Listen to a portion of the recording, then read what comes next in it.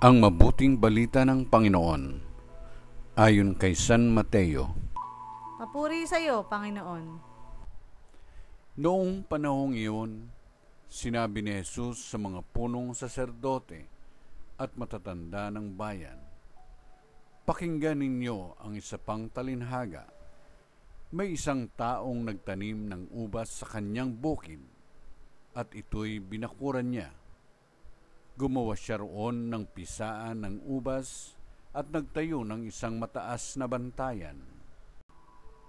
Pagkatapos, kanyang iniwan sa mga kasama ang ubasan at siya'y nagtungo sa ibang lupain. Nang dumating ang panahon ng pitasan, pinapunta ng may-ari ng ubasan ang kanyang mga alipin upang kunin sa mga kasama ang kanyang kaparte. Ngunit sinunggaban ng mga kasama ang mga alipin. Binugbog nila ang isa, pinatay ang ikalawa, at binato naman ang ikatlo. Pinapunta uli ng may-ari ang mas maraming alipin. Ngunit gayon din ang ginawa ng mga kasama sa mga ito.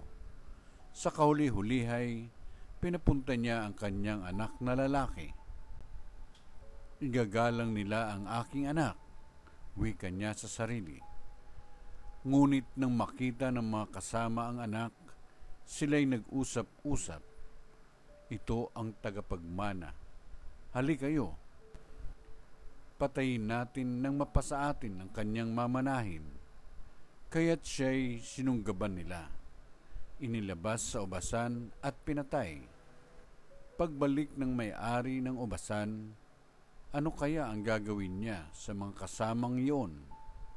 Sumagot sila, "Lilipulin niya ang mga buhong na iyon at paaalagaan ang ubasan sa ibang kasama na magbibigay sa kanya ng kaparte sa panahon ng pamimitas." Tinanong sila ni Jesus, "Hindi pa ba ninyo nababasa ang talatang ito sa kasulatan?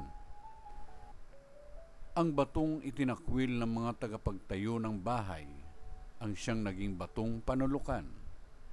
Ginawa ito ng Panginoon at ito'y kahanga-hanga. Kaya nga sinasabi ko sa inyo, hindi na kayo ang paghaharian ng Diyos, kundi ang bansang maglilingkod sa Kanya ng tapat." Ang mabuting balita ng Panginoon. Pinupuri ka namin, Panginoong Jesucristo.